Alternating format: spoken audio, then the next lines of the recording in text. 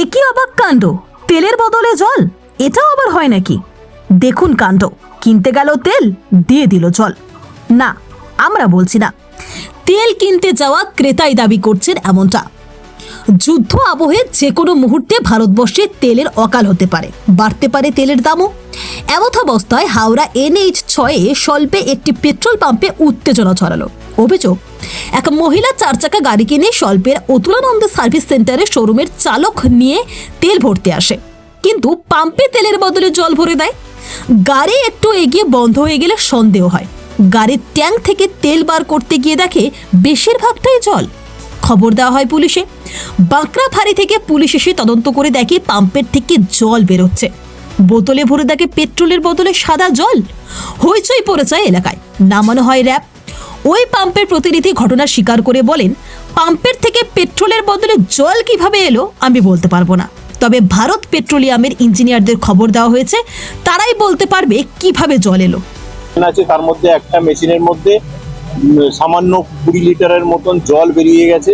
ওই জলটা যখনই বেরিয়েছে গাড়িগুলো দাঁড়িয়ে পড়েছে।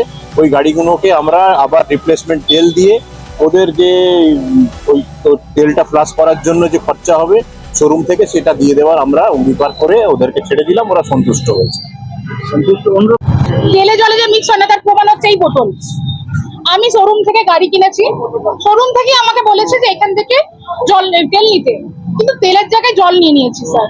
কিছু করার নেই, জলটাই মুখ থেকে বেরোচ্ছে। আপনি জানতে পারলেন এটা জল আছে? যখন আমার টেকনিশিয়ান আসলো এবং চেক করলো, তারপরে যখন এটা বার করলো অয়েলটা, এখানে দেখা যাচ্ছে যে পুরোটাই জল আর একটুখানি অয়েল। তাই জল বলে ফেলছি, জল ভরেছি, তেল না। তো আমার দাবি এটাই, আমি তো এখানকার মানুষ না, আমি বাইরে থেকে এসেছি। এখানকার লোকাল এরিয়া দেখুন সবার সেম প্রবলেম নেই। দেখুন এখানে একটু ফোকাস করুন, এই সেম প্রবলেম এখানে হচ্ছে। আর একটা বাইক কোথায় গেল, যে গাড়িটা খারাপ আছে গাড়িগুলো দেখাবে, এখানে সেম প্রবলেম।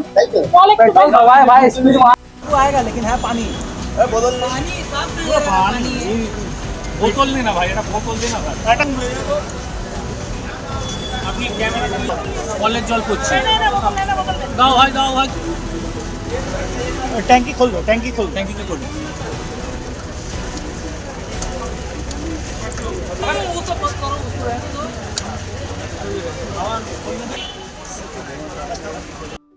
পাইপ লাইনে কোন লিকেজ হয়েছে তাই স্যার ওটা হয়েছে।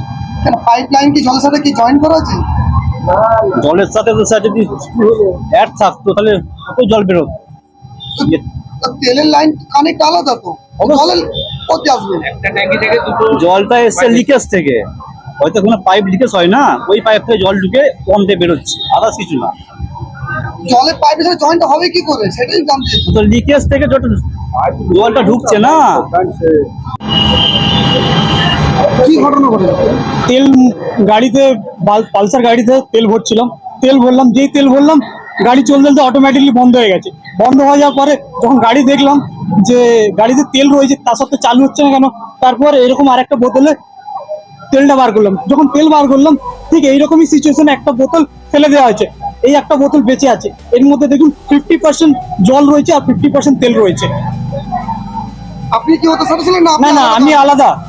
আপনার সাথে এরকম হয়েছে? হ্যাঁ, প্রথমে আমার সঙ্গে কেসটা ঘটেছে, তারপর দেখলাম এই ম্যাডাম কিছুক্ষণ পর নিয়ে এলো।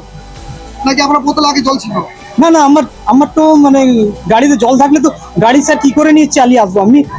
কজনের সাথে হয়েছে এরকম? এইরকম আমার সঙ্গে এনার সঙ্গে হয়েছে, আর জানি না স্যার তার সাথে।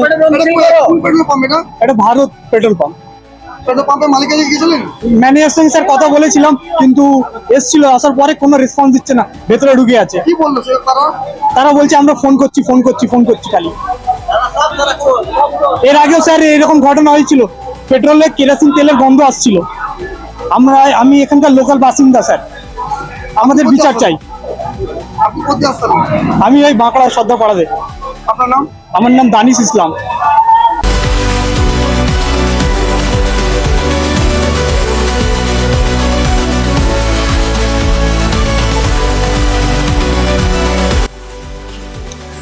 বাঁকড়া থেকে শেখ হাবিবের রিপোর্ট, বিপি নিউজ বাংলা।